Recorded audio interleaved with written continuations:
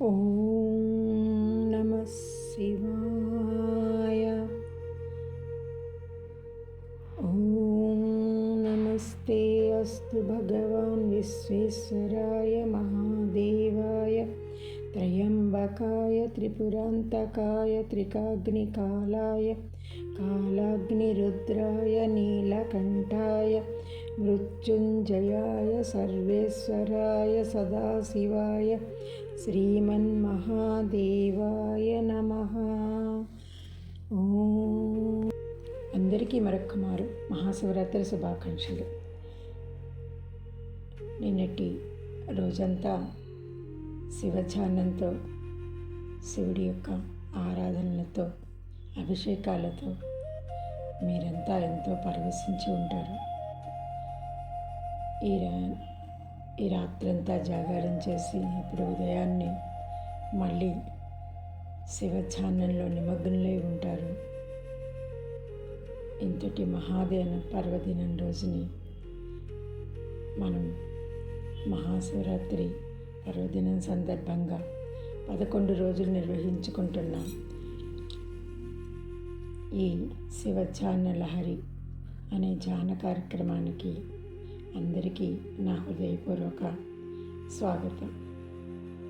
ధ్యానంలో పాల్గొంటున్న అందరికీ నా ధన్యవాదాలు, నమస్కారాలు. ఆ పరమశివుడి అనుగ్రహం మీకు, మీ కుటుంబ సభ్యులకి సంపూర్ణంగా లభించింది అని నేను విశ్వసిస్తున్నాను. ఆత్మోన్నతిని, భగవత్ సాక్షాత్కారాన్ని పొందాలని, మనమందరం పొందాలని ఆకాంక్షిస్తున్నాను. గత 10 రోజులుగా మనం ఆ మహాదేవుడి చైతన్యంతో, విశ్వ చైతన్యంతో ఏకమవుతూ శివతత్వాన్ని అర్థం చేసుకుంటూ ఎంతో అద్భుతమైన ధ్యానం చేసుకుంటున్నాం.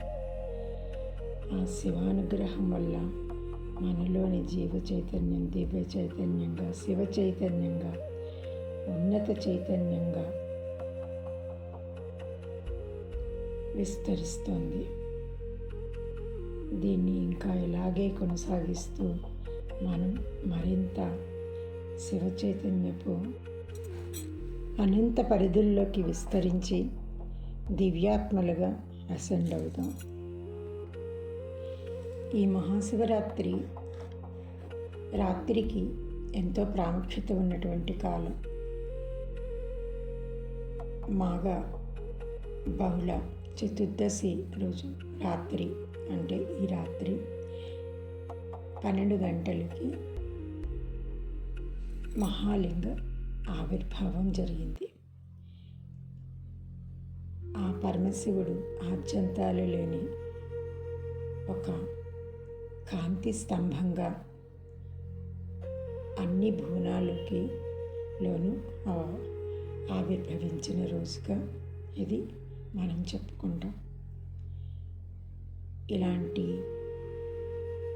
మహోన్నతమైన ఈ రోజుని మనం జాగారం చేస్తూ మెలకువగా ఉండి, ఎరుకతో ఉండి, ఆ జ్యోతి స్వరూపుణ్ణి మనస్సులోకి ఆహ్వానించుకుని ఆయన కోసం మనం ఆయనతో కలిసి, ఆయన చైతన్యంతో కలిసి మనం ధ్యానం చేస్తూ ఉంటాం తెల్లవారులు. ఇది ఈ లింగోద్భవ సమయాన్ని యొక్క అర్థం. ఎక్కువగా మనము శివుణ్ణి లింగ ఆకృతిలో, లింగ రూపంలోనే మనం ఆరాధిస్తూ ఉంటాం. ఆయన లింగ రూపంలో వ్యక్తమవుతూ ఉంటారు. ఇది 2 రకాల ఫామ్స్లో ఉంటుందన్నమాట. ఒకటి సిలిండ్రికల్ ఫామ్లో పానువట్టం కలిగి ఉంటుంది. పైన చైతన్య స్వరూపుడైన శివుడికి ప్రతీకగా, కింద శక్తి స్వరూపుడైన అమ్మవారికి ప్రతీకగా, శివశక్తుల ప్రతీకగా అది ఉంటుంది. మరొకటి ఈ శివరాత్రి నాడు ఉద్భవించినటువంటి మహాలింగం, అది పిల్లర్ ఆఫ్ లైట్.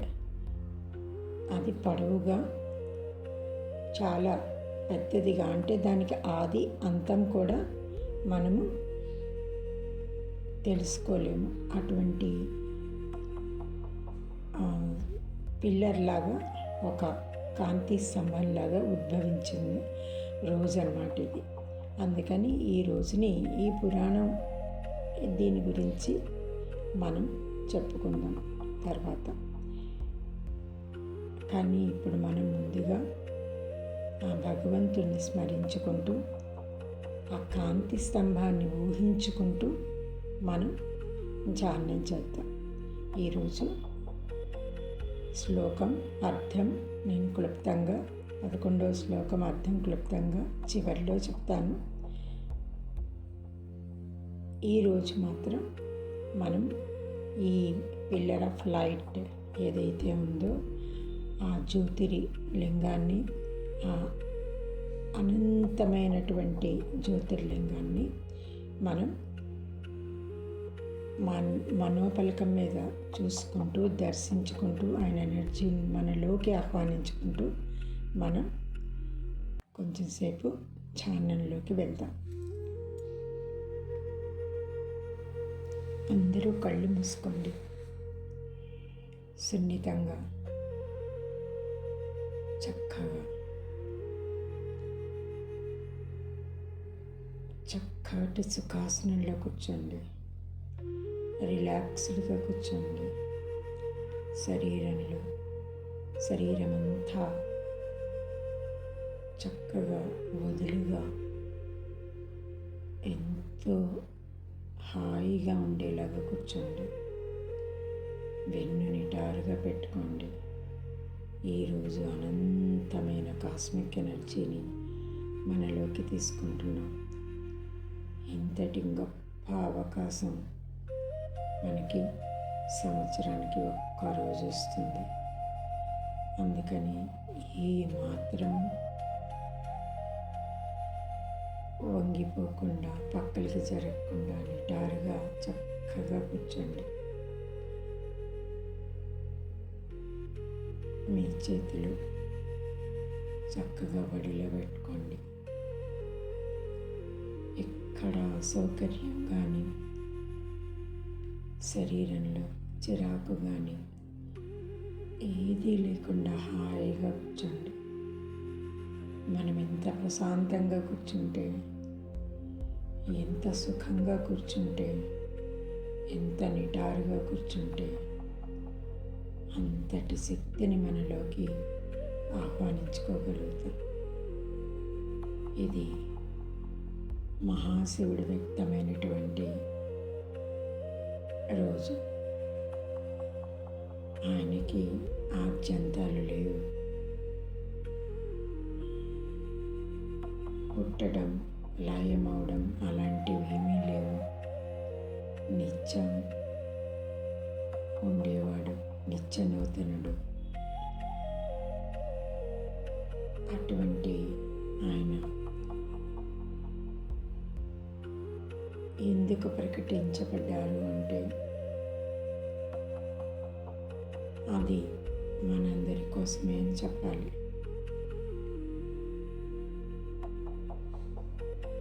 విశ్వమంతా అన్ని భువనాల్లోనూ ఒకేసారి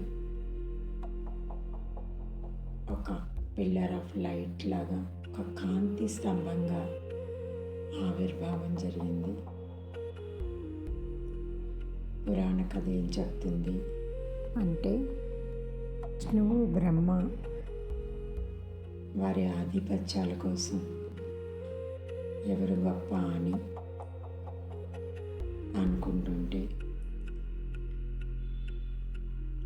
ఆ భావనలో వాళ్ళు అసౌకర్యంగా ఉన్నప్పుడు ఈ పెద్ద విశ్వమంతా వ్యాపించినటువంటి ఒక మహాజ్యోతిలింగం వారి మధ్యలో ప్రత్యక్షమైంది. దాని నుంచి ఆ తేజోమూర్తుడైన శివుడు నా ఆద్యంతాలను కనుక్కొని రమ్మని వారిరువురిని పంపించారు. ఇప్పుడు మనం ఆ ఆద్యంతాల వైపు ప్రయాణిస్తున్నాం. మనం కూడా వారితో పాటు ఆ తేజోలింగాన్ని మనం మనలోకి ఆహ్వానించుకుంటున్నాం. మనం కూడా పరిశోధన చేద్దాం. మనం కూడా దాని ఆద్యంతాల్ని మనలో వెతుకుదాం. మన ఆత్మలో ఆ కాంతులు మన శరీరం అంతా అణువణువులోనూ నిండి విస్తరిస్తున్నాయి. శివుడు వరాహరూపుడై అది మూలాలు తవ్వుకుంటూ వెళ్ళాడు. బ్రహ్మ హంసరూపుడై పైకి ఎగురుకుంటూ వెళ్ళాడు. మనం కూడా ఇదే పని చేస్తాం. ఎప్పుడు గతాన్ని తవ్వుకుంటూ అందులో బాధలు, క్లేశాలు, నచ్చనివి అన్నింటినీ నెమరేసుకుంటూ ఉంటాం. లేదా అవి చెయ్యాలి, ఇవి చెయ్యాలి, అవి చెయ్యడానికి ఇలా కూడబెట్టాలి, అలా కూడబెట్టాలి అని భవిష్యత్తులోకి పరుగులు తీస్తూ హంసలా ఎగురుతూ ఉంటాం. ప్రస్తుతం మన కళ్ళ ముందున్న ఈ మహాజ్యోతిలింగాన్ని, ఈ అనంత శక్తిని మర్చిపోతాం. ఆ మొదలు మనకి అవసరం లేదు, తుది మనకు అవసరం లేదు. ఆద్యంతాలు లేని మహాశివుడు మన కళ్ళ ముందు ఉన్నప్పుడు ఆయనతో మమేకమైతే సరిపోతుంది కదా. మనం ఆ గతం ఎందుకు, ఆ భవిష్యత్తు ఎందుకు? ఎన్నెన్నో జన్మల నుంచి ఎన్నెన్నో రూపాల్లో పుట్టుతూ మళ్ళీ చస్తూ మళ్ళీ పుడుతూ మళ్ళీ పోతూ ఇలా ఎన్నెన్నో జన్మలు కర్మలు పేర్చుకుంటూ వచ్చాం. ఈ మహద్దర్శనం ఏదైతే ఉందో జ్యోతిర్లింగంది, అది చూసి అది విని దాన్ని అర్థం చేసుకొని ఆ స్వరూపాన్ని మనలో ఆవిష్కరించుకొని ఆ చైతన్యంతో మమేకమైతే ఆ గతం భవిష్యత్తు అవసరమే లేదు. వర్తమానంలో మనం దేవుళ్ళగానే ఉంటాం. అదే ఈ కథకి అర్థం. ఇరువురు సాధించలేకే తిరిగి వచ్చారు. కానీ అహం ఎంత గొప్ప వ్యక్తులకైనా 4 వేదాలు చెప్పేటటువంటి మహాత్ముడైనటువంటి బ్రహ్మకి కూడా అహం అనేది అడ్డొచ్చింది. అందుకని ఆయన చూశానని చెప్పారు. చూశానని చెప్పటానికి మళ్ళా ఇద్దరిని వెంట తెచ్చుకున్నారు సాక్ష్యంగా. తను మాత్రమే అబద్ధం ఆడకుండా ఇతరులను కూడా తన ప్రభావంతో వారి ఆలోచన సరళిని మార్చి వారి చేత కూడా అబద్ధం ఆడించారు.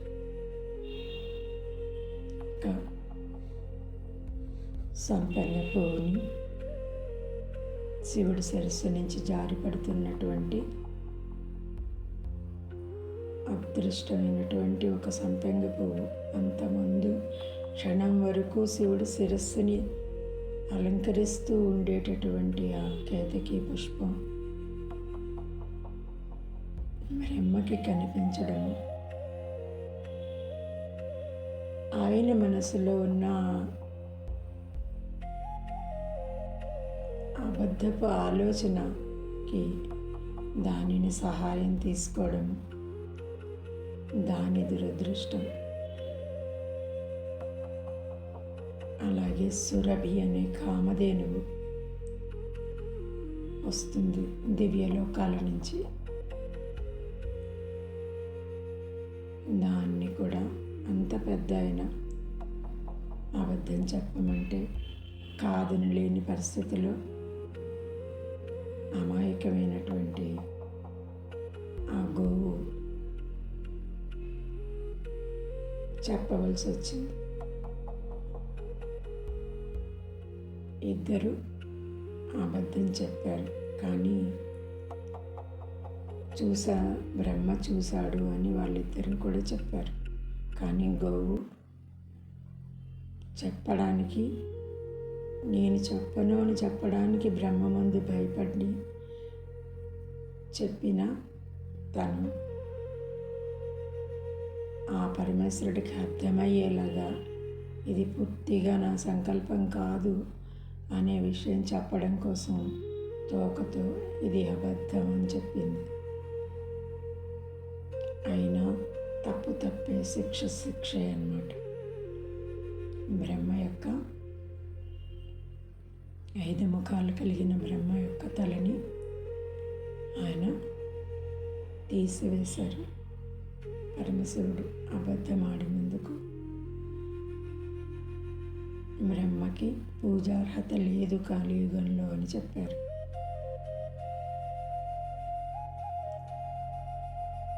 ఆనందంగా శివుడి శిరస్సుని మీద అలంకరించబడి కిందకు జారి అబద్ధమాడిన ఆ మగిలి పుష్పానికి పూజార్హత లేకుండా చేశారు.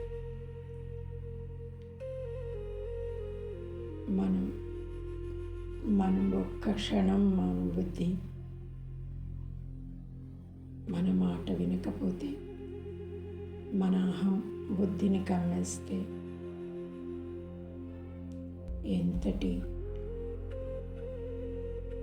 గొప్ప యోగికైనా పతనం ఎలా ప్రాప్తిస్తుందో చెప్పేటటువంటిది ఈ స్టోరీ. ఆవిర్భావం ఆద్యంతాలు లేని పరమశివుడు అని మనం తెలుసుకునేందుకు, ఆద్యంతాలే లేనటువంటి ఆ పరమశివుడు అన్నింటిలోనూ ఆయనే ఉంటాడని మనకు అర్థమవుతుంది కదా. మనలోనూ ఆయనే ఉన్నారు. అటువంటి ఆ జ్యోతిర్లింగాన్ని, ఆ పిల్లర్ ఆఫ్ లైట్ని మనం ఇన్వైట్ చేసుకుందాం, ఆయన్ని ప్రార్థిద్దాం. మేము గతంలోకి వర్తమానంలోకి ప్రయాణించట్లేదు. ఈ క్షణంలో మా కళ్ళ ముందున్న ఈ మహజ్యోతి, ఈ మహాజ్యోతి స్తంభం మాలో చైతన్య స్తంభంగా మా సహస్రాల నుంచి మాలోకి ప్రసరించాలి అని ఆయన్ని వేడుకుంటున్నాం. మనం పరమశివుణ్ణి శ్వాస తీసుకోండి. పూర్తిగా నాభి వరకు శ్వాస తీసుకొని ఆ మహా చైతన్యమైనటువంటి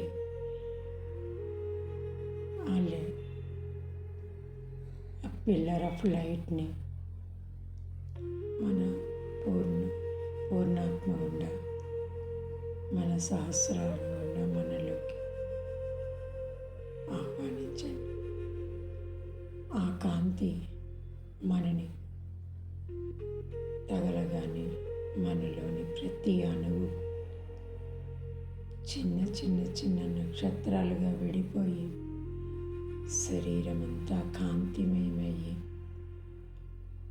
ఆ కాంతి ప్రతి ఒక్క చక్రాన్ని, ఆజ్ఞా చక్రాన్ని, స్వాదిష్టాన చక్రాన్ని, అనాహత చక్రాన్ని, మణిపూరక చక్రాన్ని, స్వాదిష్టాన చక్రాన్ని, మూలాధార చక్రాలు, అన్ని చక్రాలని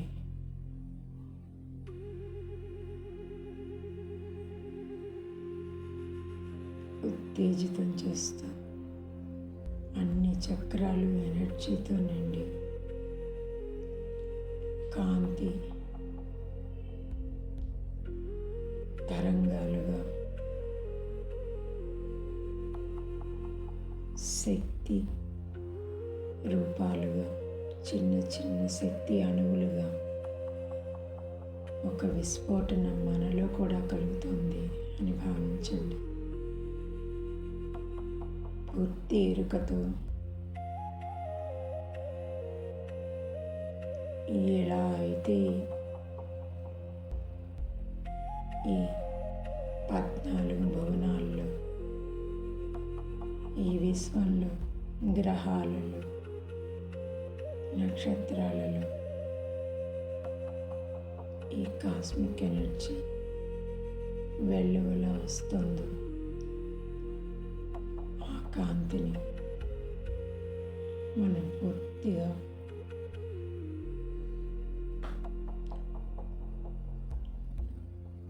మనలోకి అబ్జర్వ్ చేసుకుంటున్నాం, ఆస్వాదిస్తున్నాం.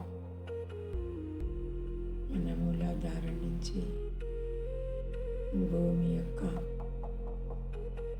కోర్లోకి, అంటే మధ్య భాగంలోకి ప్రయాణించి ఈ విశ్వమంతా ఒక పెద్ద జ్యోతిర్లింగంలాగా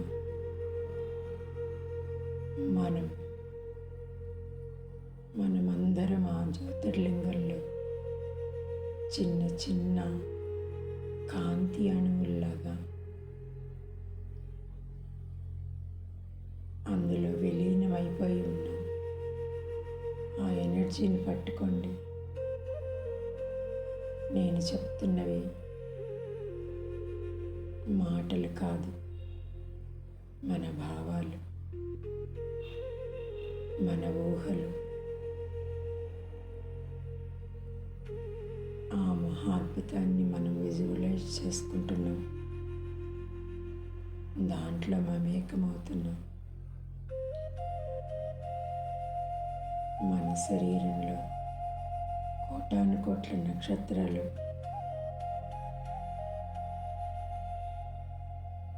సుడి తిరుగుతూ ఆ పిల్లర్ చుట్టూ తిరుగుతున్నట్టుగా భావన కలుగుతోంది.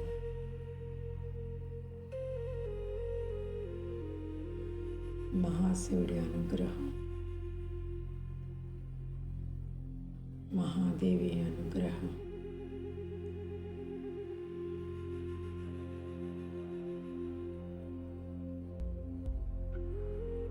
ఏం జరుగుతుందో ఎరుకతో గమనించండి. ఎవరి హృదయంలో వారికి జ్ఞానజ్యోతులు కనిపిస్తాయి. వచ్చే సందేశాలని, జ్ఞానాన్ని తీసుకోండి. ఎవరి అనుభవం వారిది, ఎవరి అదృష్టం వారిది, ఎవరి చైతన్యం వారిది. మీ చైతన్యపు శక్తిని పెంచండి. ఆ జ్యోతిర్లింగంతో పూర్తిగా మమేకమవ్వండి. మీ ఉనికంటూ లేదు. మీరు శరీరం కాదు, మనస్సు కాదు, బుద్ధి కాదు, అహంకారం కాదు, అసలు మీరే కాదు. మీలో ఉన్నది ఆ శివుడి యొక్క చైతన్యం. మీరు ఆ శివుని యొక్క చైతన్యం మాత్రమే. కదలద్దు, ఎరుకుతూ ఉండండి. దృష్టి భ్రూమధ్యంలో నిలపండి. అక్కడున్న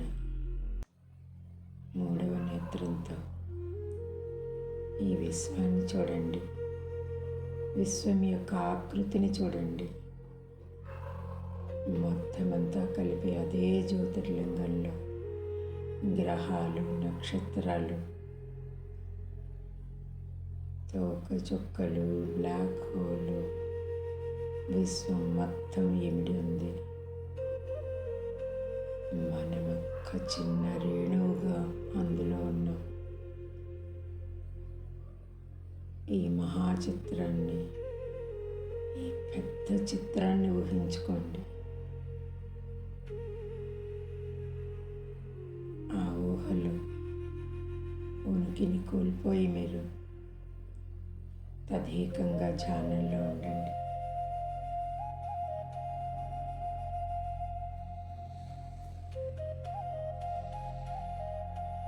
ఎరుకతో ఉండండి. మీరు తీసుకునే ప్రతి శ్వాసలోనూ మీలోకి వస్తున్న ఎనర్జీని, ఆ కాస్మిక్ ఎనర్జీని, మిమ్మల్ని చైతన్యం చేస్తున్నటువంటి ఆ గోల్డెన్ ఎనర్జీని మీ మూలాధారం గుండా మీ శరీరం అంతా వ్యాపించినటువంటి ఆ చైతన్యాన్ని మీ మూలాధారం గుండా నెమ్మదిగా ఎర్త్లోకి పంపించండి. ఎర్త్ కోర్లోకి, ఒక మహాచక్రంలో, కాంతి చక్రంలో మీరు కూర్చుని ధ్యానం చేయండి. ఆ ధ్యానంలో మీ అనుభవాలు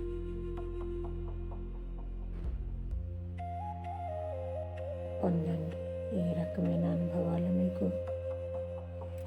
ఈరోజు అనుభవంలోకి వస్తాయి, అవి మీ హృదయాన్ని ఎంతో ఆనందంలో, ప్రేమతో, ఆశ్చర్యంతో నింపేవిగా ఉంటాయి. వాటిని గమనించండి, అడగండి. మీలో ఉత్పన్నమయ్యే ప్రశ్నలుకి సమాధానాలు అడగండి. అక్కడున్న చైతన్యాన్ని మీకు ఆన్సర్ దొరుకుతుంది. మీకు కావలసింది అడగండి, అది కూడా మీకు దొరుకుతుంది.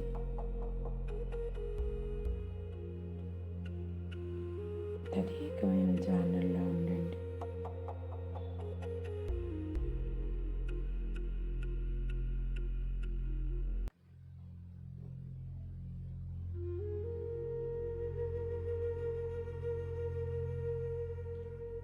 ఈరోజు మనం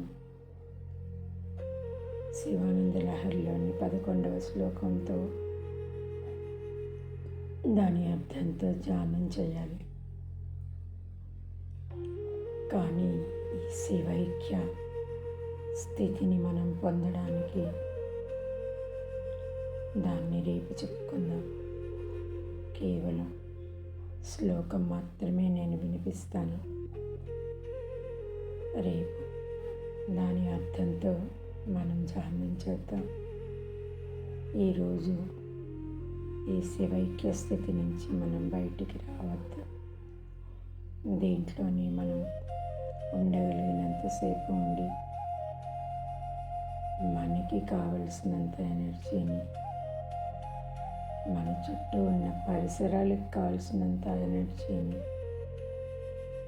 ఈ ప్రపంచానికి కావలసినంత ఎనర్జీని, ఈ భూమికి కావలసినంత ఎనర్జీని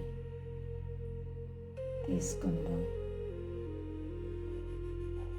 మనం తీసుకుందాం, అందరికీ ఇద్దాం. ప్రపంచమంతా తేజోమయం, ప్రపంచమంతా చైతన్యమయం చేద్దాం. ఇంతకంటే భాగ్యం, ఇంతకంటే సంతోషం, ఇంతకంటే ఆనందం మరొకటి ఉండదు. ఈరోజు ఈ అద్భుతమైనటువంటి ధ్యానం, ఈ కాంతి స్తంభంతో ఆ మహాశివుడి అద్భుతమైన జ్యోతిర్లింగంతో చేస్తూ మనం ఆనందానుభూతుల్ని పూర్తిగా పొందాం. ఎంత అద్భుతమైనటువంటి ధ్యానానికి మీకు ఆ పరమాత్మకు ఇలా చెప్పమని సంస్కారాలు ఇచ్చిన మన గురువులందరికీ ఇలా వినగలిగే శక్తినిచ్చిన మీ గురువులందరికీ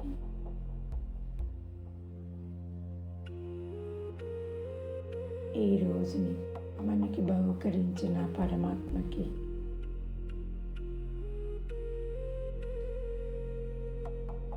ఈ జ్ఞానేంద్రియాలని, కర్మేంద్రియాలని మనకి ఇచ్చిన భగవంతుడికి, మనకి ఉపయోగపడుతున్న వాటికి పంచభూతాలకి, సూర్యుడికి, చంద్రుడికి, ముక్కోటి దేవతలకి, మన తల్లిదండ్రులకి, స్నేహితులకి అందరికీ కృతజ్ఞతలు చెప్పుకుందాం. అందరూ సుఖంగా ఉండాలని ఎంత చక్కటి ధ్యాన స్థితిలో మనం కోరుకుంటుంటే తప్పకుండా అది నెరవేరుతుంది. సర్వే జనా సుఖినో భవంతు. ఇప్పుడు మనం బ్రేక్ లేకుండా శ్లోకాన్ని చెప్పుకుందాము. ఆ తర్వాత నెమ్మదిగా కళ్ళు తెరుద్దాం. వటుర్వా గేహీ వా యతిరపి జటీ వా తదితరో నరో వా యః కశ్చిత్ భవతు భవ కిం తేన భవతి యదీయం హృత్పద్మం యది భవదధీనం పశుపతే తదీయస్తం శంభో భవసి భవభారం చ వహసి. మనిషి ఏ ప్రవృత్తిలో ఉన్నా అతడు మనస్సు, హృదయం ఈశ్వర ధ్యాన నిమగ్నం అయినట్లయితే అతని భారాన్ని ఈశ్వరుడే వహిస్తాడు. రేపు దీని అర్థాన్ని తెలుసుకుందాము. ఈరోజు ఈ అద్భుతమైనటువంటి ధ్యానానుభవాల్ని మీ మనసులో దాచుకుని ఈ రోజుకి ఎంతో ఉత్సాహంతో ఆహ్వానం చెప్పండి. Thank you very much.